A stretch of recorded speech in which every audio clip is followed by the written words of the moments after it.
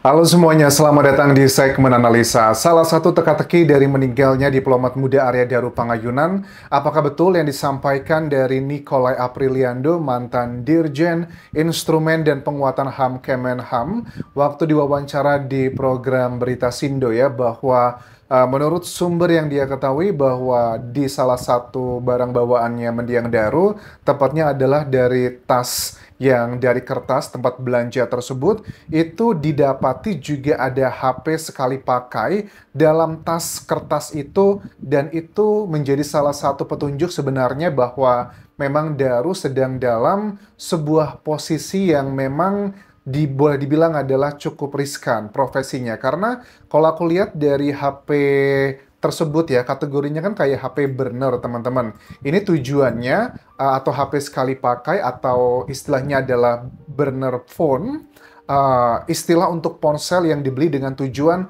penggunaan terbatas dan kemudian dibuang atau dihentikan penggunaannya. Tujuan utama penggunaan burner phone adalah untuk menjaga anonimitas dan menghindari pelacakan identitas pengguna. Kalau memang betul itu adalah ada di salah satu barang bawaannya mendiang Daru, ini petunjuk yang jelas bahwa mendiang dalam posisi yang memang tidak baik-baik saja. Coba kita simak dulu Nikolai Apriliando pada saat menyampaikan hal tersebut dalam program Sindo, teman-teman. Handphone sekali pakai yang ada dalam tas kertas itu dipergunakan untuk apa? Kemudian GPS yang ada. Yang kedua, poin yang mau kita garis bawahi adalah dengan handphone tersebut, karena ada beberapa poin utama kenapa orang memiliki handphone tersebut. Secara logika aja, kenapa kita harus memiliki handphone yang sekali pakai? Aku juga sebenarnya baru tahu ya mengenai handphone tersebut. Setahu aku yang sekali pakai itu adalah SIM card ya, terutama buat traveler atau traveling kita ke negara baru. Biasanya kan ada khusus buat SIM card turis yang bisa berlaku hanya mungkin maksimal 2 minggu atau 1 bulan.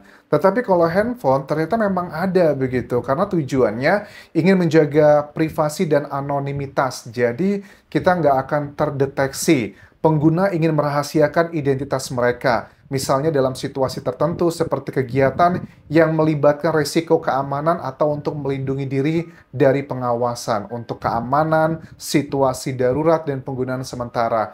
Kalau dari melihat kondisinya mendiang Daru, dia adalah orang Indonesia. Dia tidak perlu melakukan sedemikian rupa untuk bisa berkomunikasi. Karena kan kalau di Indonesia sekarang, saat kita membawa handphone dari luar negeri, kita beli di luar negeri, kita harus daftarkan emailnya. Kalau enggak, setelah sebulan kurang lebih atau berapa bulan, begitu 3 bulan kalau nggak salah, itu HP sudah nggak bisa lagi dipakai, bisa dipakai tapi hanya untuk internetan via WiFi. Tetapi untuk kita ke provider dari Indonesia udah nggak bisa lagi. Jadi kalau dibilang hanya penggunaan sementara, karena alasan tersebut kayaknya enggak. Jadi kemungkinan besar jika memang betul ada handphone yang sekali pakai tersebut, kegunaannya adalah untuk keamanan atau situasi darurat. Jadi situasi darurat itu untuk burner phone dapat digunakan sebagai alat komunikasi cadangan dalam situasi darurat. Misalnya saat berpergian ke daerah terpencil atau saat terjadi bencana alam.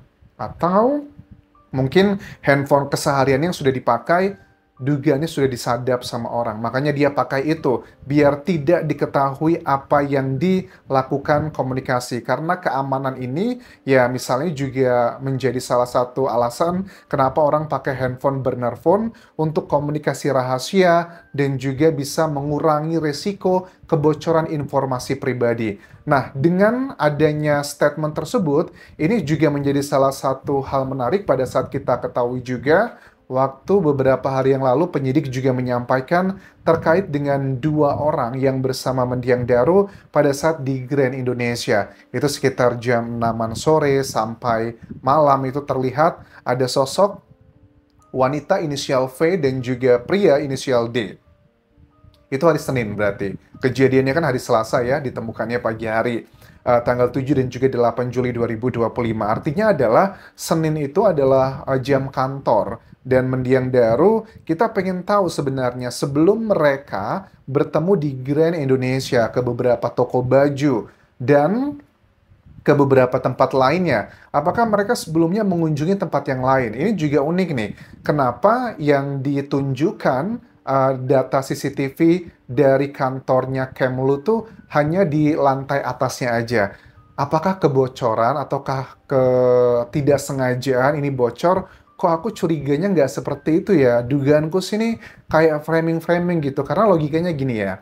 Kenapa ada video CCTV yang berasal dari kantor Kemlu?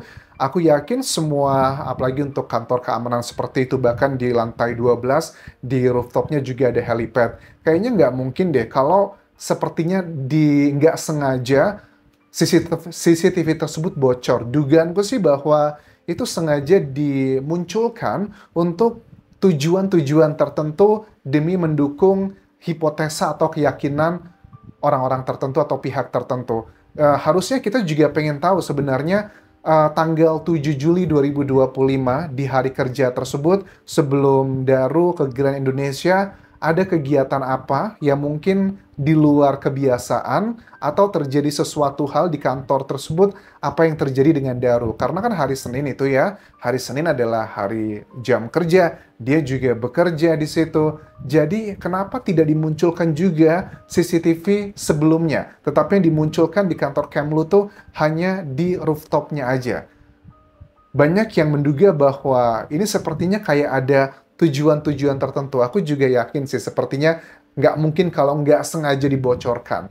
Dugaannya memang sengaja dikeluarkan untuk framing. Nah, dugaannya sih kenapa hal tersebut dimunculkan agar lebih meyakinkan kepada motif dugaan yang disampaikan dari penyidik terkait dengan dia sudah tidak semangat lagi hidup. 1 jam 26 menit dia berada di rooftop tersebut. Kita udah lihat ya, bahas berkali-kali pada saat dia menengok ke bawah itu bukan lagi indikasi dia mau melakukan hal itu, sama sekali enggak. Cuma nengok doang begini kok, nggak ada yang aneh-aneh. Bahkan dengan temuan hasil otopsi di mana ada beberapa luka benda tumpul seperti di mata, di pipi, dan di lengan.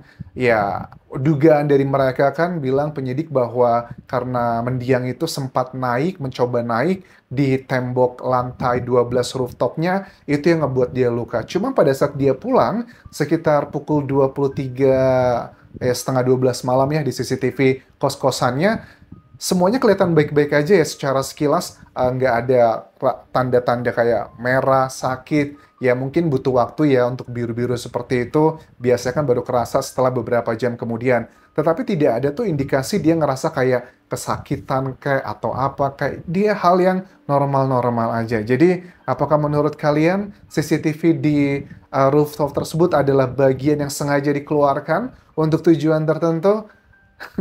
Ya, itu adalah salah satu bagian yang aku bahas di sini. Nah, kemudian juga bagian hal yang sangat janggal, ya kita tahulah, jangankan seorang diplomat Daru ya, yang memiliki pendidikan bagus dari universitas salah satu yang terbaik di Indonesia, keluarganya juga berpendidikan, dan keseharian pekerjaannya juga menggunakan intelektual yang cukup sering dipakai. Orang-orang yang kategorinya yang sosialnya biasa-biasa aja atau menengah ke bawah, pada saat mereka mau mengakhiri diri biasanya juga meninggalkan surat wasiat. Tapi kan tidak ditemukan hal tersebut. Bahkan ini juga menjadi salah satu perdebatan dengan sejumlah pakar psikolog forensik yang mengatakan bahwa nggak ada hubungannya perbuatan seperti itu dengan buang sampah, dengan belanja, dengan makan, dengan hal-hal yang katanya promosi jabatan, mau pindah ke negara the first world country, anak-anaknya akan sekolah juga di salah satu pendidikan sistemnya terbaik di dunia, itu nggak ada hubungannya katanya. Menurut aku sih terlalu dini mengatakan hanya karena dalam teori seperti itu tidak ada hubungannya itu terlalu dini teman-teman, karena ini adalah sebuah sifat manusia ya, kita kan juga manusia. Ya, dalam psikologi juga adalah hal-hal subjektif yang berusaha dibuat scientificnya. Ya, kita hargai karena itu adalah bagian dari ilmu saintifik atau ilmiahnya di sini. Cuman dengan apa yang dilakukan oleh mendiang Daru, at least adalah beberapa jam sebelum ditemukan dia belanja, seperti diketahui, di tasnya itu kan dia beli celana dalam baru, kemudian juga dengan dasi, dan ini terkonfirmasi dengan CCTV dia belanja ke beberapa tempat yang memang menjual barang-barang tersebut. Nah, yang menjadi penasaran adalah terkait dengan TKP yang di Grand Indonesia. Pada saat aku lihat liputannya di Kompas TV, teman-teman, itu ada jelas CCTV yang menunjukkan bahwa Daru itu kan menuju ke lokasi khusus untuk ke taksi stand.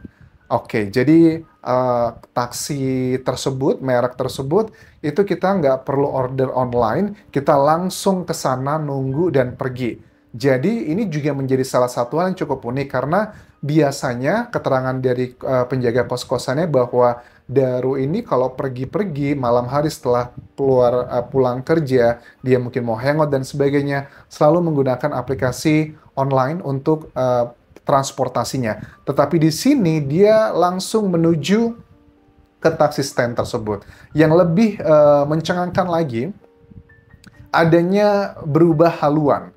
Ini juga masih belum clear nih. Kalau aku dengar dari penyidik, dikatakan bahwa setelah 5 menit berada di taksi, jarak 300 sampai 500 meter berangkat, Daru itu meminta supir taksi untuk merubah haluan yang awalnya mau ke rumah kosnya, tapi berubah ke kantor Kemlu.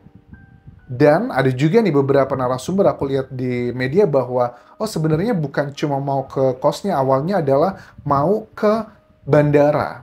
I don't know, tapi kalau yang aku lihat dari rilis kemarin, aku boleh bilang adalah yang authority, karena dari penyidik ya, adalah hanya itu tadi teman-teman. Awalnya mau ke kos-kosan, tapi berubah haluan ke kantor tempatnya bekerja di Kemlu.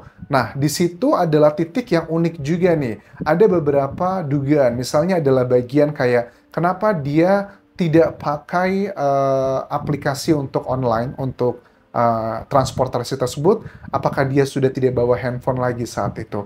Makanya ya sudahlah naik itu. Memang harganya kan agak lebih mahal dikit kan ya, kalau dibandingkan dengan kayak Grab dan sebagainya, atau Gojek menggunakan aplikasi tersebut. Apakah itu alasannya karena dia nggak bawa handphone, atau karena ngerasa bahwa dia pengen cari kenyamanan? Karena kan kalau kita mesen taksi yang nunggu online kan adalah harus menunggu dulu, ada rasa nggak nyaman lah, capek gitu, karena sudah malam juga.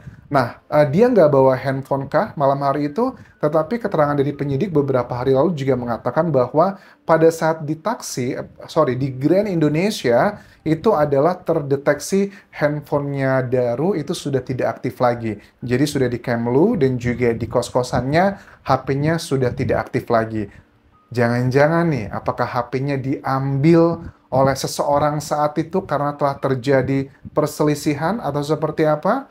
Ini menjadi salah satu teka-teki teman-teman. Tapi kalau dibilang dia dicopet atau dirampok, kayaknya sangat kecil kemungkinan tersebut karena ada keterangan supir taksi yang juga sudah dimintai oleh penyidik, tidak ada mengarah ke sana. Makanya kan penyidik mengatakan bahwa handphonenya itu sepertinya sengaja dihilangkan, tapi oleh siapanya tidak clear, oleh orang yang merasa tidak suka dengan Daru, atau jangan-jangan Darunya sendiri. Itu yang bisa aku update mengenai kasus dari diplomat Daru ini.